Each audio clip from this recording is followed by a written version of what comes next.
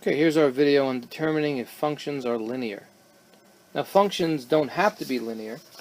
They can also be curved. For example, this parabola is not linear, but it's curved, but it does pass the vertical line test.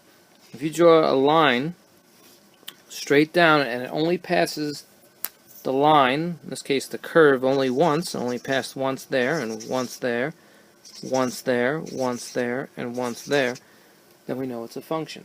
So you can actually graph a function and you can see if it's linear. Now, for example, if it doesn't pass the vertical line test, like right here, you can see it's not linear. Here, the red line, if we draw a line straight down, it went through this parabola twice, and so it's not a function. We also look at a sine wave, and we did this when we talked about trigonometry. So a sine wave, it's curved, but it does pass the vertical line test. So this is a function, it's just not linear. And remember, linear means straight. So let's look at this function box. How can we determine if this function box is linear?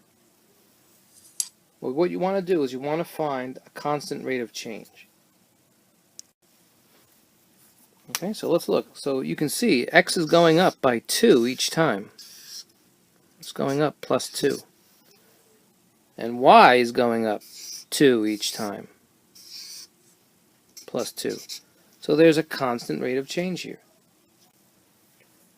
Now, they don't have to be in proportion functions, linear functions. So don't look for a constant of proportionality all the time. Now, you could get the slope. So how do we get the slope? Remember the equation, y2 minus y1 over x2 minus x1. You can pick any point on the grid. So if we do, remember you have to do y first. So if we do 12 minus 10, and we did 4 minus 2, let's bring that up, you're going to have 2 over 2, and the slope is 1.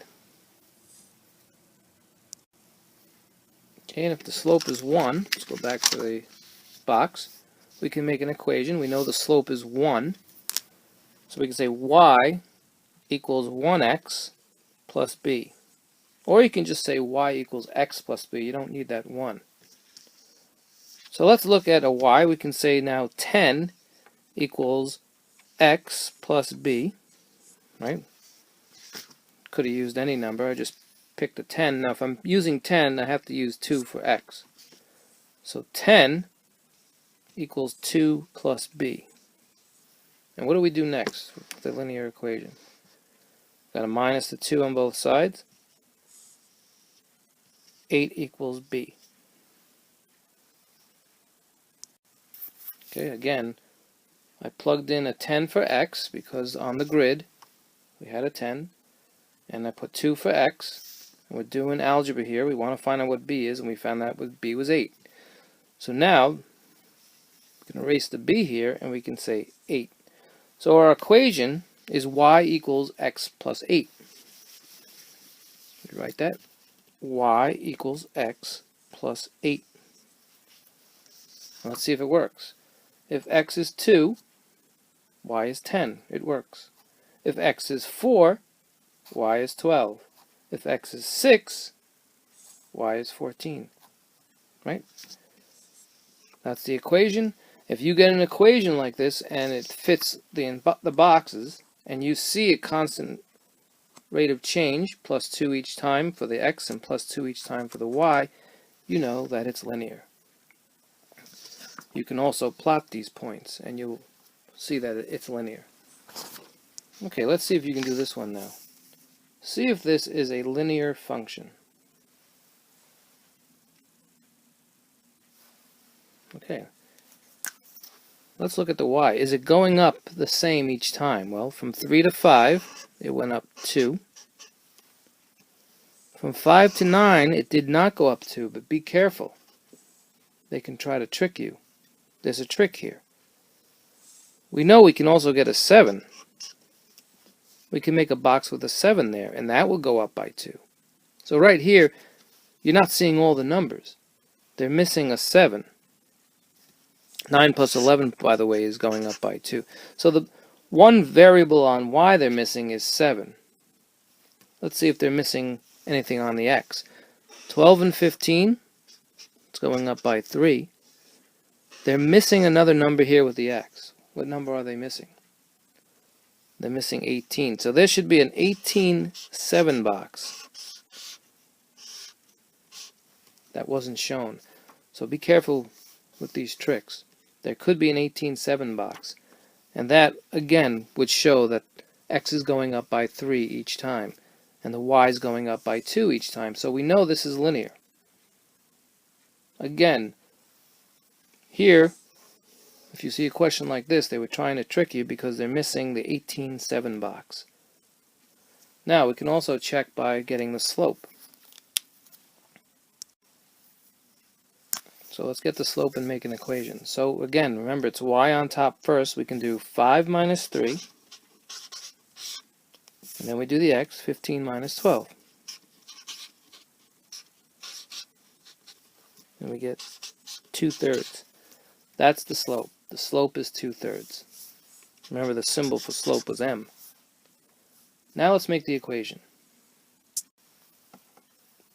Okay, so we know that we have y equals 2/3 x plus b. Now we're trying to find what b is. So again, look at the numbers we used in the box. Y was 3, that means x has to be 12. So it's 2/3 times 12 plus b. Remember, put the 12 over 1. Now we have 3 equals 8 plus b. How'd I get 8? Well, 2/3 times 12 is 8. 3 goes into 12 4 times, 3 goes into 3 once, and 2 times 4 is 8. So now we have this. We're still trying to find what b is. Okay? Let's bring this up here. Now we have y, we have 3 equals 8 plus b. We need to find b, so we're going to minus the 8 on both sides. Now we know that b is negative 5. Now we can make the equation. Y equals 2/3 x, 2/3 was the slope, minus 5, because it's negative 5. That's the equation. Let's see if it works. Just plug in the numbers. If x is 12, we'll just make x 12 now. We know y has to be 3. Let's see if it comes out. Y equals, and remember this was 8, 8 minus 5, and we can see that y equals 3. 8 minus 5 is 3. So, a couple of things we can look at when we want to find if this is linear. We want to see if there is a constant rate of change. The x is going up by 3 each time, and the y is going up by 2 each time. Be careful though, you were missing the 18-7 box. Sometimes they'll trick you on that. Or we can also just get the slope and make an equation like we did, and we can see that it's linear.